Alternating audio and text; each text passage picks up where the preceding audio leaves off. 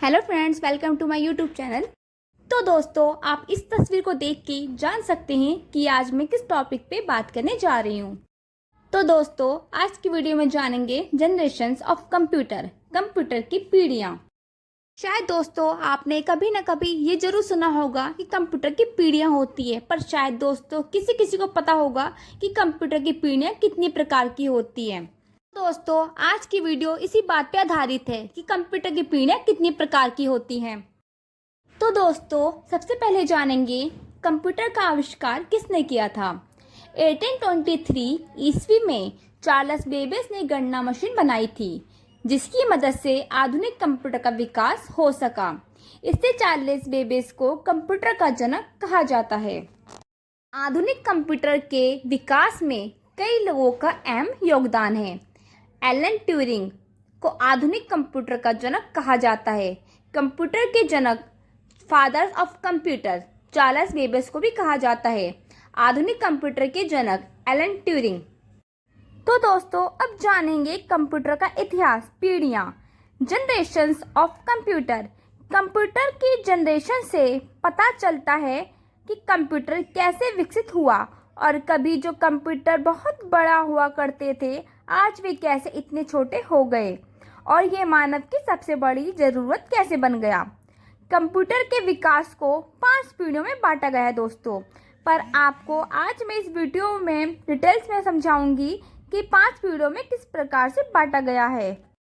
तो दोस्तों, सबसे पहले जानते हैं कंप्यूटर की पहली पीढ़ी के बारे में, जिसका विकास 1940 से 1956 तक हुआ। 1940 से 56 तक विकसित हुए कंप्यूटर पहली पीढ़ी, फर्स्ट जनरेशन के अंतर्गत आते हैं। इस जनरेशन के कंप्यूटर में सिक्योरिटी के वैक्यूम ट्यूब और मेमोरी के लिए मैग्नेटिक ड्रम का इस्तेमाल होता था। पहली पीढ़ी के कंप्यूटर आकार में इतने बड़े होते थे कि ये पूरे कमरे को घेर लेते थे और इन कंप्यूटर के लिए मशीन लैंग्वेज का इस्तेमाल किया जाता था। तो दोस्तों, जैसा कि आप देख सकते हैं कि पहली पीढ़ी के कंप्यूटर के कुछ 3 उदाहरण दिए गए हैं। तो दोस्तों, अब जानते हैं कंप्यूटर की दूसरी पीढ़ी, सेकंड जनरेशन ऑफ कंप्यूटर, जिसका विकास 1956 से 1963 तक हुआ। 1956 से 1963 तक बने कंप्यूटर दूसरी पीढ़ी, सेकंड जनरेशन के कंप्यूटर कहलाते हैं, के अंतर्गत आते हैं।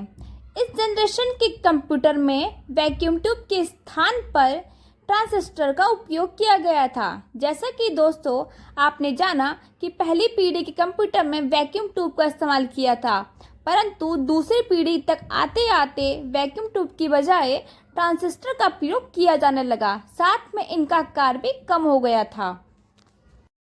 दोस्तों, दूसरी पीढ़ी के कंप्यूटर जो बने थे वे कम बिजली खर्च किया करते थे। इसमें इस्तेमाल होने वाली प्रोग्रामिंग कोबोल, फॉर्चून जैसे हाई लैंग्वेज प्रोग्रामिंग थी।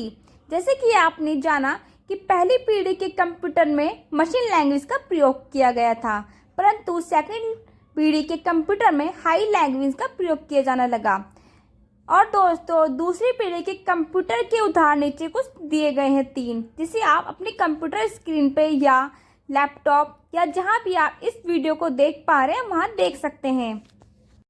अब जानते हैं कंप्यूटर की तीसरी पीढ़ी, 1964 से 1971। 1964 से 71 तक बने कंप्यूटर की तीसरी पीढ़ी, थर्ड जनरेशन के अंतर्गत आते हैं। इस जनरेशन के कंप्यूटर में ट्रांजिस्टर की जगह इंटीग्रेटेड सर्किट आईसी का इस्तेमाल होने लगा। जैसे कि दोस्तों आपने फर्स्ट जनरेशन में जाना कि वैक्यूम ट्यूब का इस्तेमाल किया गया। फिर आई हमारी सेकंड जनरेशन, जिसमें ट्रांजिस्टर का इस्तेमाल किया गया। अब है हमारी थर्ड जनरेशन, जिसे तीसरी पीढ़ी कहते हैं, जिसके अंदर ट्रांजिस्टर की बजाय इंटीग्रेटेड सर्किट, जिसे शॉर्ट में आईसी कहते हैं, का इस्तेमाल किया गया। ये कंप्यूटर पहले दोनों जनरेशन के कंप्यूटर से एडवांस थे।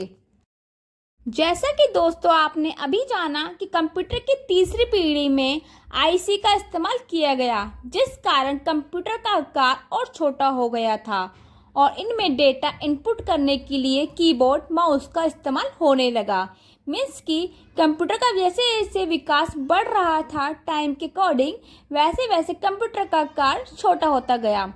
तीसरी पीढ़ी के कंप्यूटर के उदाहरण। Third generation computer example. First IBM 360, second ICL 2900। तो दोस्तों अब जानेंगे कंप्यूटर की चौथी पीढ़ी, फोर्थ जनरेशंस ऑफ कंप्यूटर। 1971 से 1985, 1971 से 1985 तक बने कंप्यूटर चौथी पीढ़ी के अंतर्गत आते हैं। इस जनरेशन के कंप्यूटर में माइक्रो प्रोसेसर का इस्तेमाल किया गया था। इसमें एक इंटीग्रेटेड सर्किट के अंदर ही हजारों सिलिकॉन चिप्स को बिल्ट किया गया था, जिससे इन कंप्यूटर का आकार और छोटा हो गया। चौथी पीढ़ी के अंदर जिन कंप्यूटर का विकास हुआ, ये कंप्यूटर बहुत एडवांस थे। ये आकार में छोटे होने के साथ साथ टिकाऊ और सस्ते थे। इसी जनरेशन में पर्सनल कंप्यूटर भी बनने लगे। दोस्तों नीचे कुछ चौथी पीढ़ी के कंप्यूटर के उदाहरण दिए गए हैं। First DEC-10, second star 1000000। तो दोस्तों अब बात करते हैं कंप्यूटर की आखिरी पीढ़ी, जिसे हम कहते हैं first generations of computer. 1985 to present.